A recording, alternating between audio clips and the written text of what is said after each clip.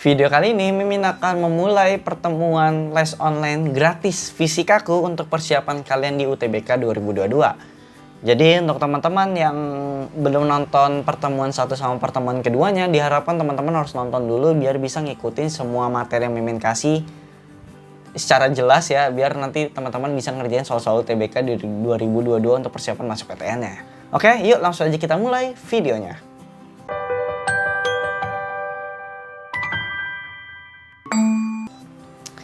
Oke, kita masuk ke nomor 21 ya, karena ini terusan dari pertemuan 1 sama pertemuan 2-nya, dari nomor 1 sampai 20. Oke, yuk kita langsung masuk ke nomor 21-nya. 2 mol gas ideal monoatomik menempati volume pada temperatur 27 derajat Celcius. Berarti di sini kita harus tuliskan 21. N-nya itu adalah 2 mol dan temperaturnya itu adalah 27 derajat Celcius. Ingat, kalau di tentang termodinamika itu harus kita ubah dalam bentuk Kelvin ya. Jadinya 300 Kelvin. Gas ekspansi adiabatik menjadi volume 2V. Oke, berarti V2-nya itu menjadi 2 kali volume 1. Temperatur akhir dan perubahan energi dari gas adalah, oke, di sini masuk ke adiabatik ya. Kalau di soal-soal ujian sekolah atau ujian harian gitu, ulangan harian, pasti kan soal yang keluar itu ya isotermis, isobarik, isokorik. Nah, kalau yang ini kita masuk ke adiabatik ya, adiabatis. Mungkin sedikit berbeda ya, namanya juga UTBK kan. Nah, yang perlu diingat adalah rumus adiabatik itu T dikali V gamma min 1 sama dengan T dikali V gamma min 1. Gini T1 V1, T2 V2. Nah, ini yang membedakan antara yang 3 proses yang tadi udah Mimin sebutkan. Jadi kalau di adiabatik itu lebih sulit sedikit karena ada konstanta Laplace-nya. Nah, karena di sini dikatakan monoatomik, nah kalau mono itu gamanya itu bernilai 5/3. Kalau dia atomik, gamanya itu bernilai 7/5. Di sini harus sudah tahu tetapannya karena di sini di soal itu dikatakan gas ideal monoatomik, berarti otomatis kita gunainnya itu yang 5/3, jadi kita masukin aja deh. T-nya itu kan tadi T1-nya 300 Kelvin ya.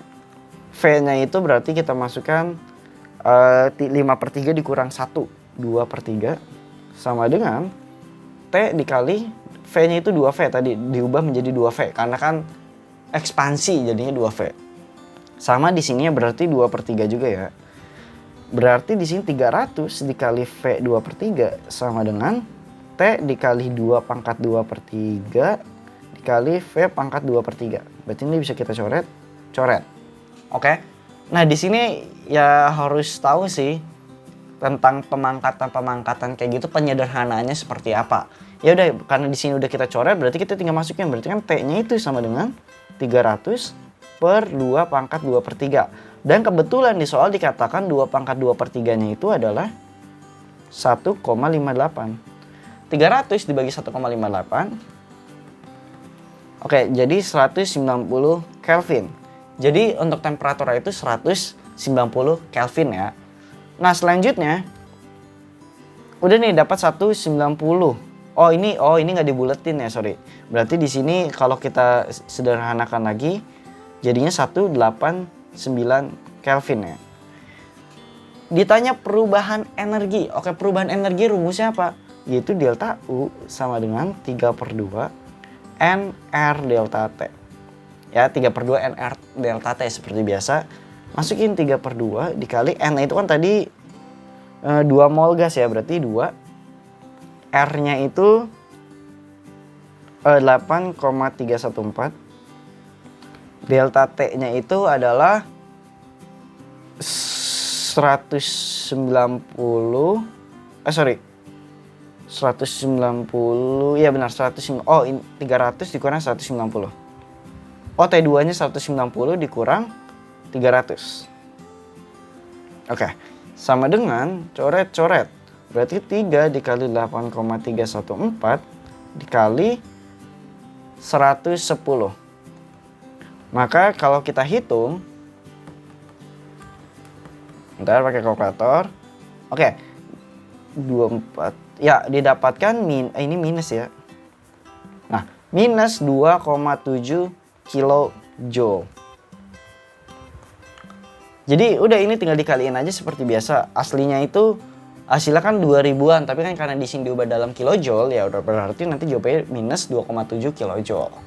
Jadi seperti itu aja. Nah, untuk yang di 21 ini sebenarnya sebenarnya konsep yang dipakai itu ya kayak biasa ya, termodinamika seperti biasa. Tapi bedanya di sini konsep yang dipakai adalah tentang proses adiabatis dan perhitungannya itu yang agak sedikit ribet kalau nggak pakai kalkulator. Tapi ya kalau bisa yang udah Mimin kasih tip di pertemuan yang pertama itu, kalau bisa kalian kerjakan soal yang teori-teorinya dulu. Jadi biar lebih menghemat waktu dan bisa ngerjain banyak soal dalam waktu yang diberikannya itu.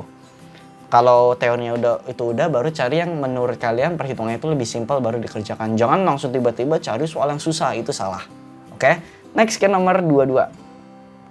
Oh ya, kalau ada yang bingung gitu kalian bisa langsung tanya aja di live chat ya, walaupun di sini videonya itu video premiere. Kalau teman-teman yang nonton secara langsung gitu, Mimin tetap jawab kok untuk kalian yang nanya di live chat. Jadi jangan ragu-ragu untuk nanya lewat live chatnya itu. Next ke nomor 22. Rel baja dengan panjang 5 meter, oke. 5 meter dan luasnya itu 40 cm persegi. Oke. Agar tidak memuai panjang ketika temperaturnya naik sebesar 10 derajat Celcius. Berarti di sini T-nya itu 10 derajat Celcius. Jika koefisien panjang alfa 1,2 kali 10 pangkat minus 5 per derajat Celcius. Dan modulus yang baja, modulus yang itu Mimin lambangkan boleh Y boleh E ya. Tapi kalau di video ini Mimin lambangnya E aja. Sama dengan 2 kali 10 pangkat 11 Newton per meter persegi. Gaya yang dibutuhkan untuk mencegah rel memuai ketika ada kenaikan suhu. Berarti di sini delta T-nya itu 10 derajat Celcius. Oke, modulus yang itu kita masukin rumus seperti biasa aja ya. Kan rumusnya E sama dengan F dikali L per A dikali delta L. F-nya itu yang ditanya, E-nya itu ada, L-nya itu ada, A-nya itu ada, delta L-nya nggak ada. Berarti kita hitung delta L-nya dulu. Delta L itu rumusnya cukup yang rumus ini aja. L0 alfa dikali delta T. L0-nya itu kan 5, alfanya itu 1,2 kali 10 pangkat minus 5. Delta T-nya udah, pokoknya katanya kenaikannya itu 10 derajat Celcius, berarti ya tetap aja kita tulis 10-nya aja. Berarti kalau kita tuliskan 6 kali 10 pangkat minus 4 meter. Berarti delta L-nya itu 6 kali 10 pangkat minus 4 meter. Berarti kita tinggal substitusikan ke rumus yang modulus yang tadi. Yaitu E sama dengan E-nya itu langsung kita tulis ya. Berarti 2 kali 10 pangkat 11 sama dengan F dikali L-nya itu 5 per A-nya itu 40 cm persegi. Harus kita ubah ke meter satuan internasional. Jadinya 40 ini kita ubah 40 kali 10 minus 4 aja kita. Dikali delta L itu yang tadi udah kita hitung 6 kali 10 pangkat minus 4. Oke, berarti kan kalau kita sederhanakan ini coret-coret 8, maka F-nya itu ya 2 kali 10 pangkat 11 kali 8 kali 10 pangkat minus 4 dikali 6 kali 10 pangkat minus 4 kan. Bentar. F, ya betul kan? Ya. Berarti kalau kita hitung 2 kali 8 kali 6, 48, 96, bentar. Minus 8, minus 3, 96 kali 10 minus 3. Minus 3 pangkat 3 berarti 96. Oke. Ada error dikit, sorry. Jadinya tadi F-nya itu 96 tadi kan 96 kali 10 pangkat 83. Atau kita bulatkan jadi 100 kali 10 pangkat 3. Atau kita bulatkan lagi menjadi 10 pangkat 5 Newton. Berarti jawabannya itu adalah yang B. Seperti itu. Oke, ngerti ya? Jadi intinya bedanya gini, kalau di soal soal standar nasional biasa, maksudnya yang kayak ujian-ujian sekolah, maksudnya yang lokal, itu kan pasti soalnya cuma masukin angka, masukin rumus, selesai. Kalau di sini dalam bentuk soal cerita, yaitu tentang rel keretanya itu, rel bajanya. Jadi intinya ya selama kita hafal konsep sama rumusnya sih harusnya bisa-bisa aja untuk ngerjainnya ya. Next ke nomor 23. Jadi intinya nomor 22 itu tentang modulus Young ya. Nah, kalau nomor 23 kita masuk tentang rangkaian listrik. Ya, oke. Di sini mirip seperti di pertemuan yang sebelumnya ya, tapi di sini ada 2 loop. Intinya ada 2 loop. Kalau di pertemuan kedua itu kan ada cuma 1 loop doang ya. Oke, jadi di sini kita baca dulu. Suatu rangkaian listrik sebagai berikut. Terdapat satu resistor yang hambatannya belum diketahui yaitu R. Oke, R-nya itu di sebelah kanan sini. Jika tidak ada arus yang mengalir pada resistor di 4 ohm pada lengan EB, oke di sini ternyata di sini nggak ada arus nih. I-nya itu 0. Maka beda potensial antara titik A dan D adalah A dan D. Oke. Di sini mungkin kalian bingung, waduh ini panjang banget nih pakai 2 loop gitu kan. Tapi intinya ada clue yang bisa kita dapat dari sini. Di sini dikatakan kalau di perbatasan yang EB-nya itu dia nilainya 0 kan. Kalau nilainya 0 artinya di sebelah kanan sama sebelah kiri itu dia nilai V-nya itu bakalan sama, nilai loop-nya itu bakalan sama, nilai I-nya itu sama. Karena kan yang masuk sama yang keluar itu sama, ya. Jadi kalau kita tuliskan gini aja. Kita gambarkan hitung loop satunya yang ini nih. Jadi gini. Ini ingat lagi konsep tentang di pertemuan kedua. Berarti kan minus 9 tambah 2 tambah 2 tambah 2 kali I sama dengan 0. Jadinya minus 7 ditambah 4 I. Kok minus 7? Oh ini ada 4-nya, sorry. Berarti minus... Kok minus 3? Sorry, minus 3 sama dengan 0. Berarti I sama dengan 3/4 ampere. Ya jadi ingat tadi kan loop 1 itu kan artinya di 4 ohmnya itu kan dikali I di 4 ohm kan. Tapi karena di sini 4 ohmnya itu nilainya 0, arus yang ngalir di I 4 ohmnya itu 0, makanya di sini nggak kita tuliskan I-nya. Tapi untuk yang di 4 volt yang di sini itu ada nilainya, makanya kita tetap tuliskan 4 positif 4 kayak gitu. Min, ini gimana sih maksudnya tadi kok positif negatif? Nah, makanya Mimin ingetin lagi kalau teman-teman nonton yang pertemuan ketiga kalau bisa nonton pertemuan sebelumnya. Jadi intinya kalau nanti pertemuan selanjutnya Mimin nggak ngejelasin pertemuan yang udah dibahas di pertemuan sebelumnya. Biar durasinya nggak kepanjangan dan takutnya kalian lebih bosan gitu. Ini kok diulang-ulang terus gitu. Jadi ingat ya, teman-teman harus nonton di pertemuan sebelumnya dulu karena itu udah Mimin bahas tentang yang loopnya itu. Oke, kita anggap ini teman-teman udah ngerti ya, I-nya itu sekian. Langkah selanjutnya karena di EB-nya itu bernilai 0, ya maksudnya nggak ada arus yang ngalir, berarti kalau ditanya A ke D berarti kita bisa bikin kayak gini aja langsung. Bentar. Set. Nah, D. Arus loopnya kan gini. 3/4 ampere. Jadi yang di pemotongnya itu diabaikan aja. Jadi kayak gitu karena bernilainya itu kan 0 ya. Berarti arus yang masuk sama yang keluar itu sama, cuma berbeda-beda tanda, makanya bernilai 0. Jadi kita cuma hitung kayak gini doang. Di sininya 2 ohm, 2 volt, 2 ohm. Karena di sini arah loop ED itu kan arahnya kayak gini ya, sama kayak loop yang tadi dan I-nya positif, makanya nanti yang kita pakai positif. Jadi ini mirip seperti pertemuan 2 sebelumnya. Kalau teman-teman udah nonton. Jadinya 2 ditambah 2 kali I tambah 2 volt. Kenapa ditambah? Karena kan di sini kalau kita lihat loopnya kan dia kena positifnya dulu kan. Makanya positif. Jadinya 4 dikali 3/4 tambah 2 sama dengan 3 plus 2 sama dengan 5 volt. Jadi nanti jawabannya 5 volt. Kayak gitu. Agak sedikit bingung gak sih? Oke, kalau bingung ya coba aja ya pahami pelan-pelan. Atau mungkin kalau ada yang mau ditanyakan langsung tanya di live chat. Tapi kalau teman-teman yang nontonnya udah selesai dari video premiernya, bisa langsung tanya di kolom komentar aja ya kalau misalnya ada kesulitan. Next ke nomor 24. Suatu rangkaian RLC dengan R, diketahui, nggak usah deh, 24 langsung. R-nya itu 5 ohm, L-nya itu 25 mH, dan C-nya itu 1000 mikrofarad. Dan frekuensi sudutnya 320 Hz. Impedansi total dan beda fase antara tegangan sumber dan arus adalah impedansi total dan dan apa tuh tadi? Beda fase. Sebenarnya kalau RLC ini perhitungan konsepnya nggak terlalu ribet ya, tapi bedanya itu di sini perhitungannya itu lumayan banyak. Langsung aja kita kerjakan. Karena di sini tanya impedansi total, seperti biasa kita cari nilai XL-nya dulu.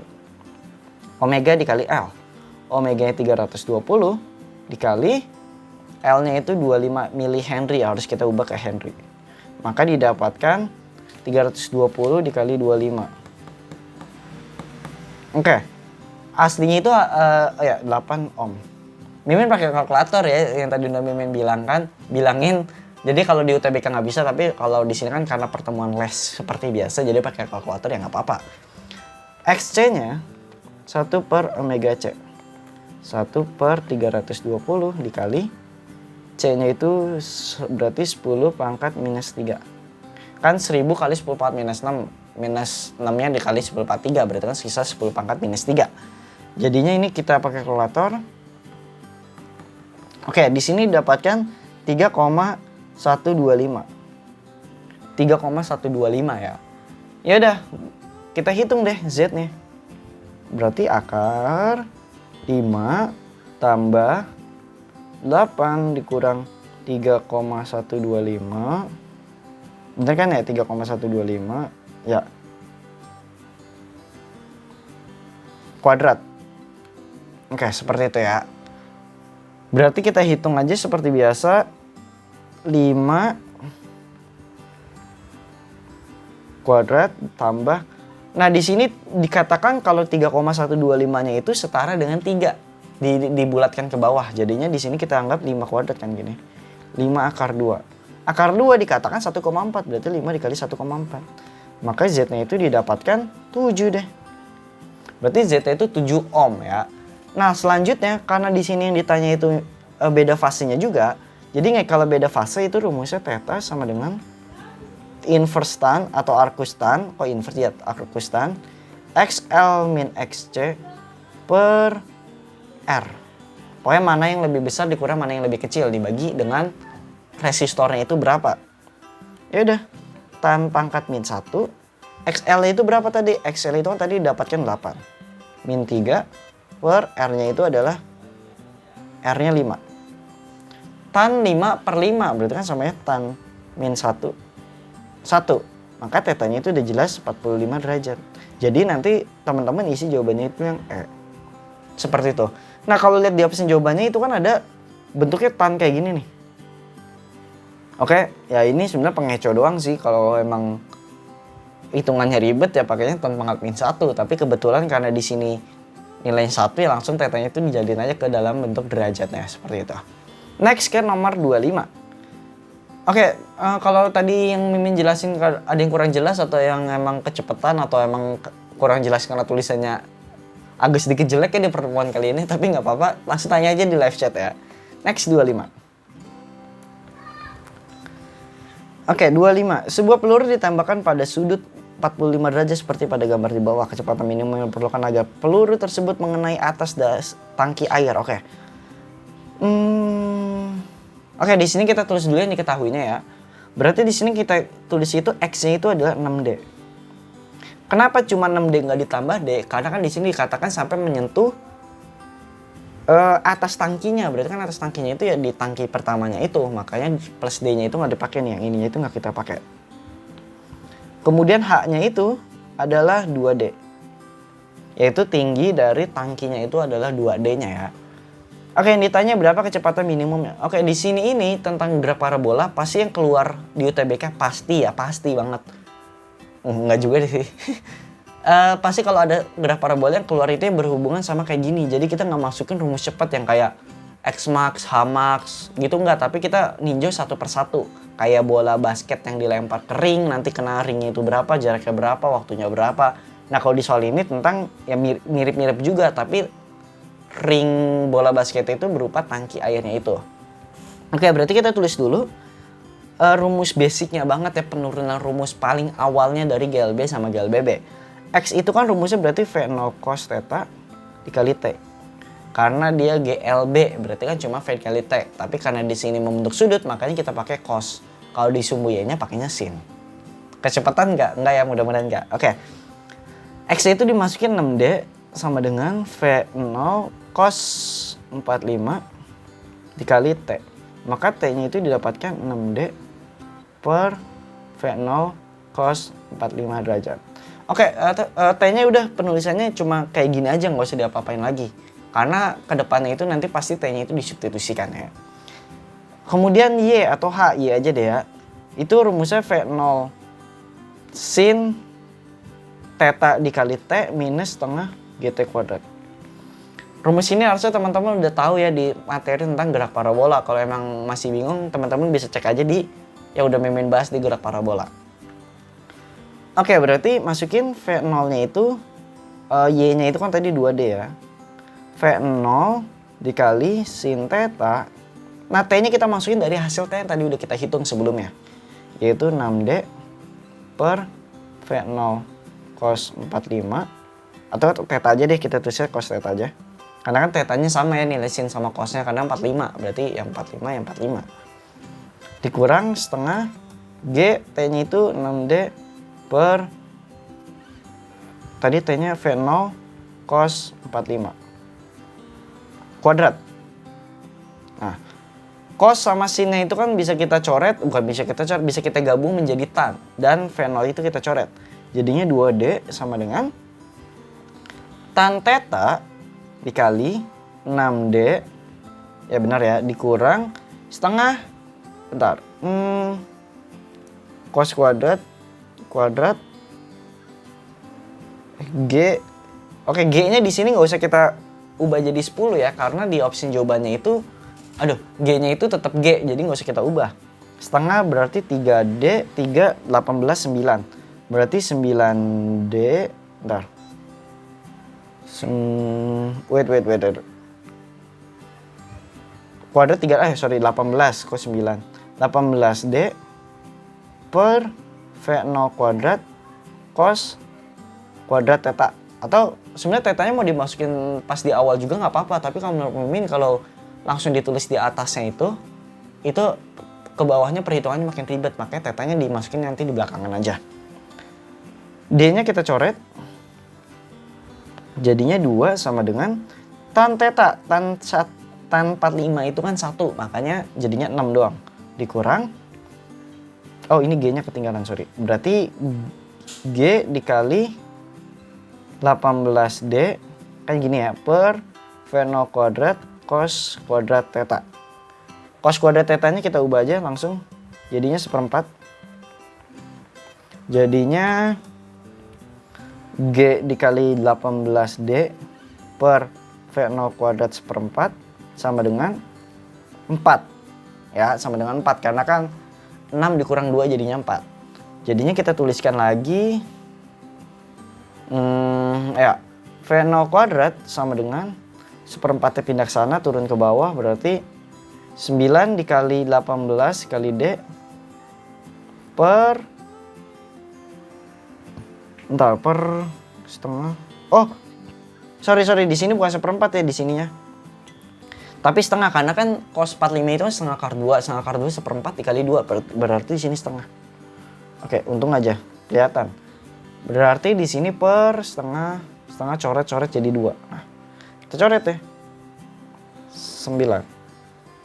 Jadinya V0 kuadrat sama dengan 9 V0 G. Oh, sorry, ini bukan 9 kali 9 ya, tapi G.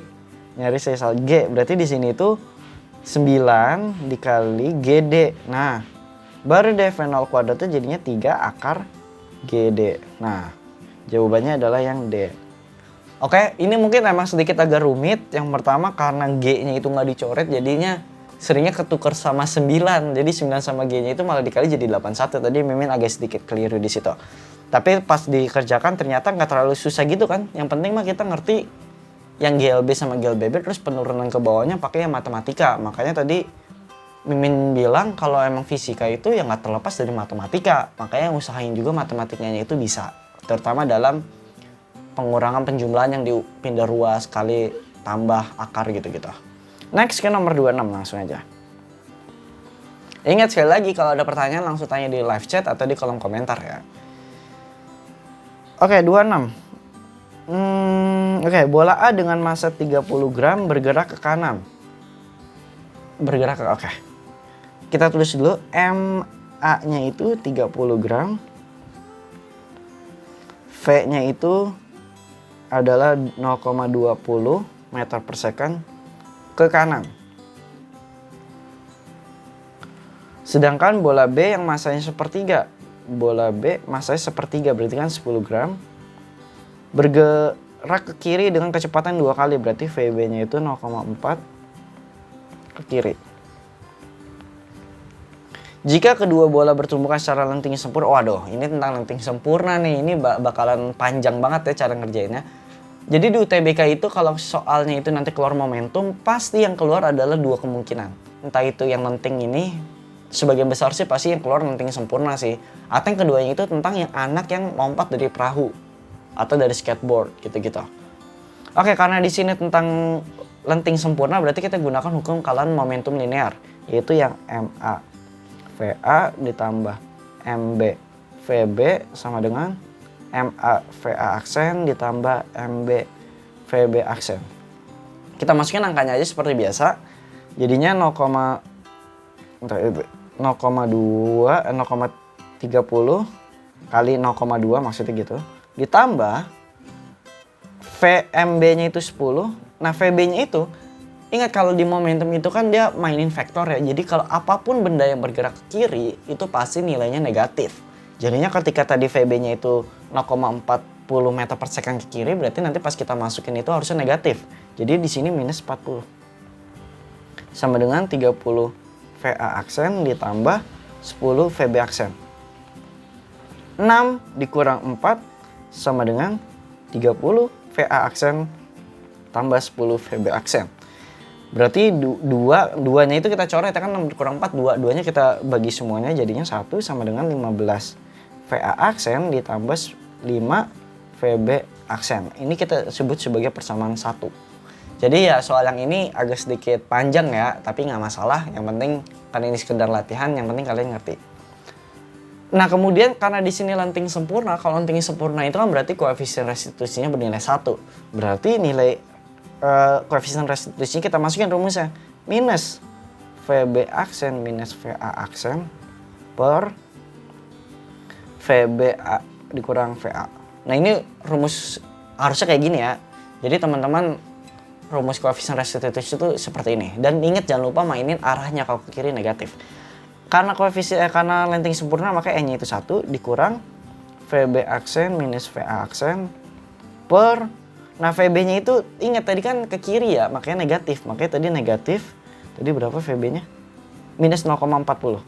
0,4 dikurang 0,2. Makanya di sininya minus 0,6 sama dengan minus VB aksen plus VA aksen. Atau kalau kita sederhanain VB aksen sama dengan VA aksen plus 0,6. Ini persamaan 2. Ya udah kita tinggal substitusin tuh VB-nya itu ke persamaan satunya atau kebalikannya. Kalau kita substitusin kan jadinya 1 sama dengan 15 VA aksen tambah 5 VB-nya masukin VA aksen plus 0,6. Kita hitung seperti biasa 15 VA aksen sama dengan 5 VA aksen plus 3. Plus 3. Ya betul ya plus 3 ya. Berarti di sini minus 2 sama dengan 20 VA aksen. Maka VA aksennya itu didapatkan minus 10 meter per second. Atau VA aksennya itu sama dengan 10 ke kiri. Nah, oh ini 0,1 harusnya ya. VA aksennya itu minus 0,1 meter per second. Masukin VB aksennya sama dengan VA aksen plus 0,6. Minus 0,1 ditambah 0,6. Jadi kalau nanti hasilnya itu negatif, tetap pas ngitung di VB2, VB aksen itu tetap VA-nya itu masukinnya negatifnya ya. Jadi dapatnya VB aksennya itu sama dengan 0,5 meter per second. Ingat karena di sini VA aksen itu negatif 0,1 yang tadi udah Mimi sebutkan itu Berarti 1 meter per second ke arah kiri. Jadi kalau kita lihat di option jawabannya, ya ini udah jelas jawabannya itu langsung yang A. Bola A 0,10 meter per second ke kiri karena negatif. Dan bola B-nya itu 0,5 meter per second ke kanan karena tadi hasil VB aksinya itu positif. Oke? Kecepatan nggak sih? Enggak lah ya. Oke, sekali lagi kalau ada yang mau ditanyakan langsung tanya di kolom komentar ya. Atau tanya di live chat kalau teman-teman yang nonton secara video premiere ini. 27. Sebuah sistem katrol dan balok disusun seperti gambar di bawah. Jika M1 sama 200 gram, M2 300 gram, dan katrol bermassa 500 gram, maka percepatan balok M2 dengan arah ke bawah adalah sebesar... Oke, nah di sini yang udah Mimin sebutin di pertemuan pertama, jadi di UTBK tuh ada soal yang susah banget dan ada soal yang gampang banget.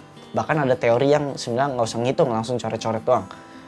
Kalau 27 ini, kalau teman-teman udah nonton yang video tentang dinamika gerak hukum Newton yang udah Mimin bahas di kelas 10 itu, cek aja videonya, itu Mimin udah kasih rumus cepat tentang katrol. Jadi apapun soal rumus cepat di katrol itu pasti bisa untuk kerjain soal-soalnya.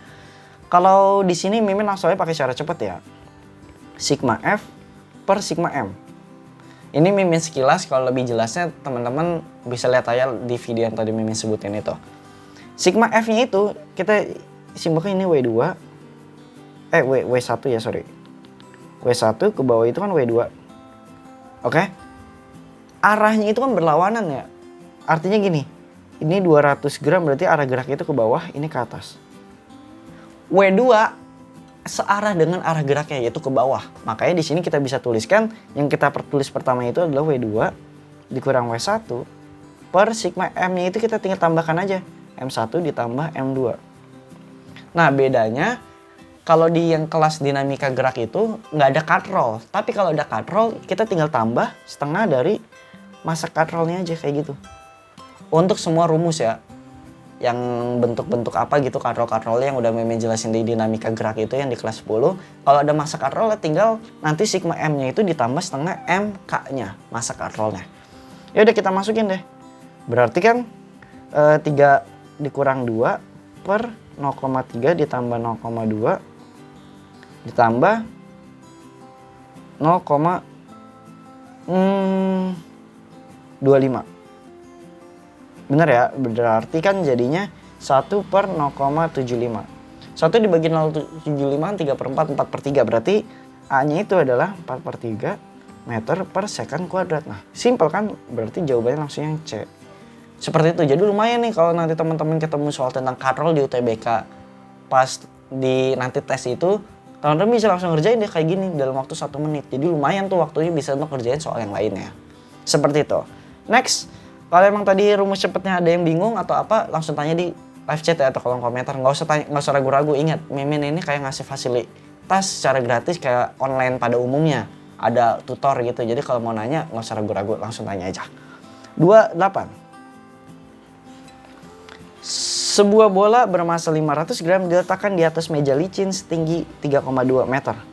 Massa 0,5 kg. Ini Mimin udah ubah ke kilogram ya. H-nya itu 3,2 meter. Diletakkan pada pegas dengan konstanta K-nya itu adalah 50 Newton per meter. Sejauhnya itu maksudnya delta X-nya ya. 10 cm. Jarak D sampai bola menumbuk bola yang dianggap pada sama tingginya dengan tanah ada. Oke, ditanya adalah X-nya itu berapa ketika baloknya itu ditekan di pegas, kemudian dilepasnya twing kan pasti jatuh. Nah, jatuhnya itu jaraknya itu berapa ngitungnya gitu. Nah, berarti kalau ngerjain soal kayak gini, kita harus hitung dulu waktu yang diperlukan, bukan waktu. Hukum kekalian energi, ingat ya. Di sini ada energi potensial, energi gerak, sama energi dari pegasnya itu. Karena di sini kita anggap itu V-nya itu belum diketahui, otomatis kompresi dari pegasnya itu berubah menjadi energi kinetik. Jadi mainin konsepnya seperti itu. Berarti kita hitung EP pegas itu akan dikonvert menjadi EK. Berarti kan di sini setengah K delta X kuadrat sama dengan setengah MV kuadrat ya. Setengah coret, K-nya itu tadi dapatkan 50, delta X-nya itu adalah 0,1, 10 cm diubah ke meter jadinya 0,1 ya. Sama dengan 0,5 dikali V kuadrat. 0,01 0,5 sama dengan 0,5 kali V kuadrat. V-nya itu menjadi 1 meter per second ya. Berarti kita udah dapat V-nya itu 1 meter per second. Nah, karena ditanya adalah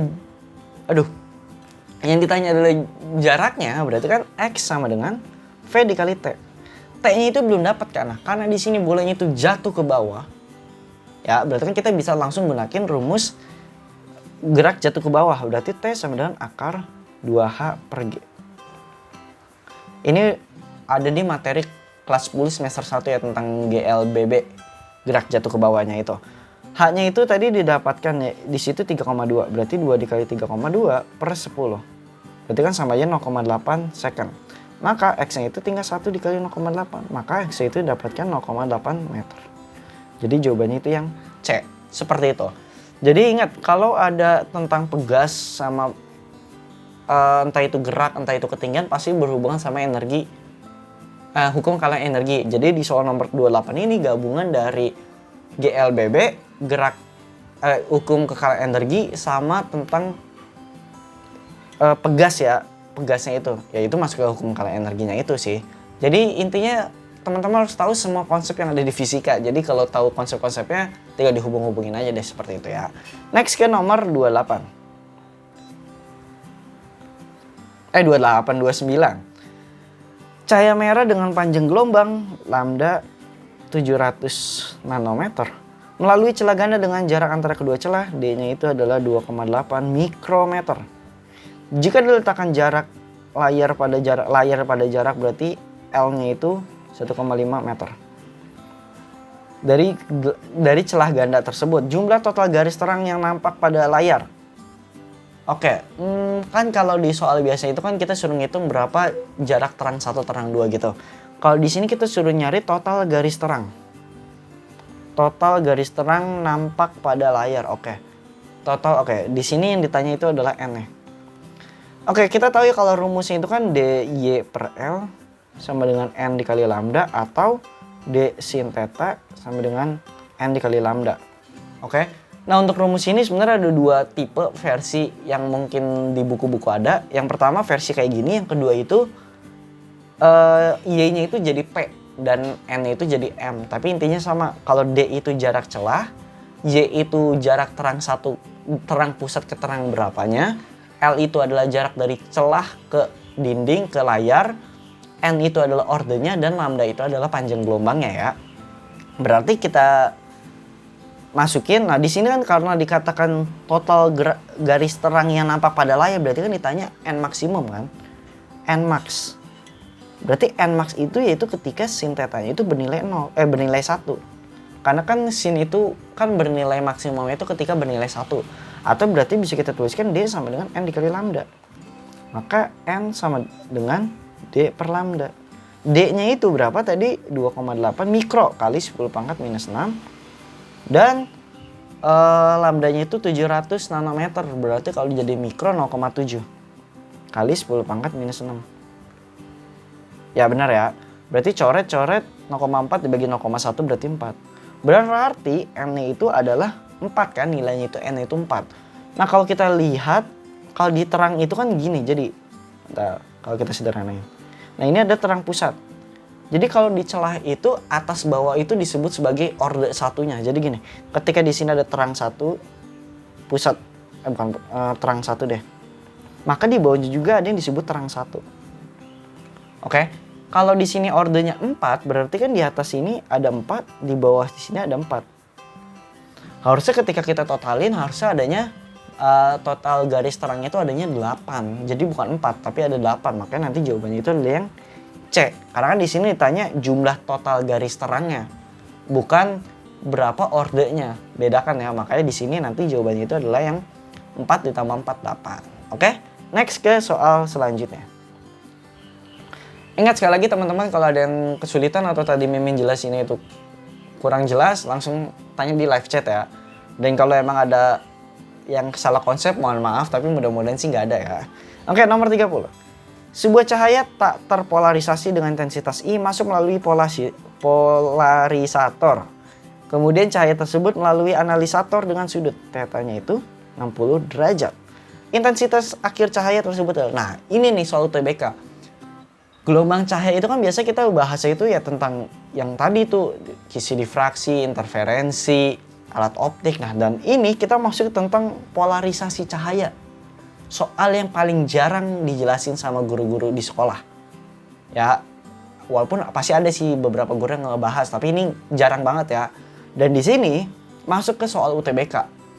Ada sih UTBK tahun berapa gitu bahas tentang polarisator.